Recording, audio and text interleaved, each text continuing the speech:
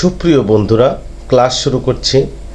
আজ দেখাবো কিভাবে একটি ভগ্নাংশকে দশমিক ভগ্নাংশে রূপান্তর করা হয়। অত্যন্ত গুরুত্বপূর্ণ একটি ক্লাস, যা কিনা আমাদের বাস্তব জীবনে অনেক কাজে আসে। মনোযোগ দিয়ে দেখলে আপনারা অনেক কিছু এই ভিডিও থেকে জানতে পারবেন, শিখতে পারবেন। চলুন বন্ধুরা, শুরু করি।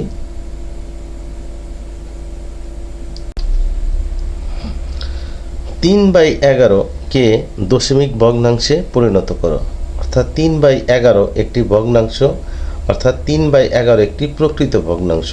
এই প্রকৃতিক ভগ্নাংশকে আমার দশমিক ভগ্নাংশে রূপান্তর করতে হবে।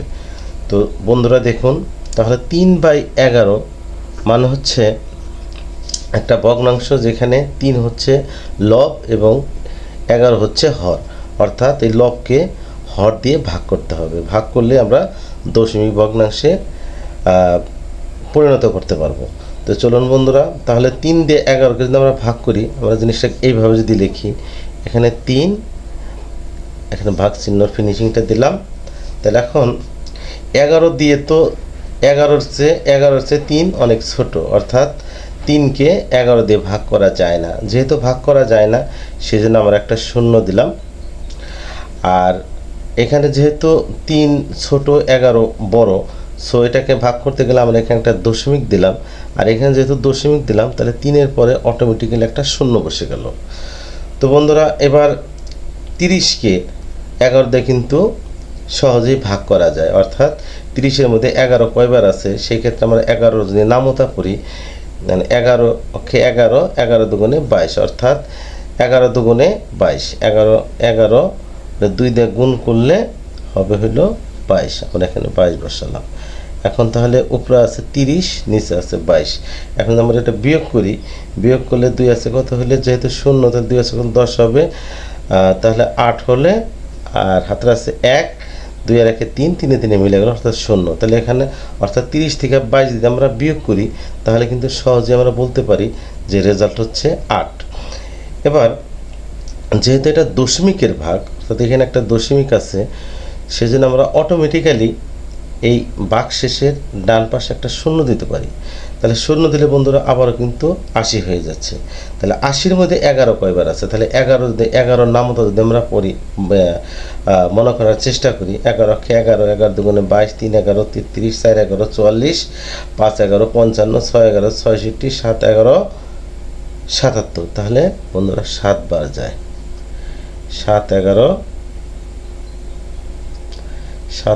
77। এখন 80 থেকে আমরা 77 যদি কিনা বিয়োগ করি, তাহলে বন্ধুরা সহজেই বলা যায় এখানে 3 হবে। তারপর আমি বিয়োগ করে দেখাই। 80-র পরে এককের ঘরে আছে 0, আর 77 এককের ঘরে আছে 7। যেহেতু উপরেটা ছোট আর নিচেটা বড়, সেক্ষেত্রে আমরা উপরে একটা 1 কনসিডার করি, অর্থাৎ আমরা 10 চিন্তা করবো। অর্থাৎ 8 থেকে আমরা একটা 1 নিয়ে আসবো, নিয়ে আসলে অর্থাৎ 1 ধার করে নেওয়ার মতো অবস্থা।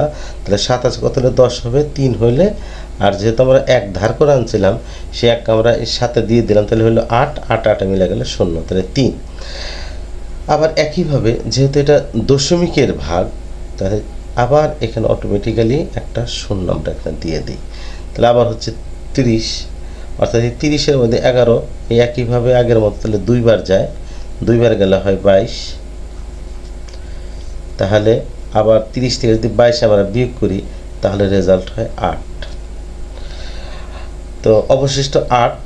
আমরা যদি এটা ভাগ করে যদি কন্টিনিউ করতে চাই, তাহলে আবারও কিন্তু আমরা 8-এর পরে একটা শূন্য দিতে পারি।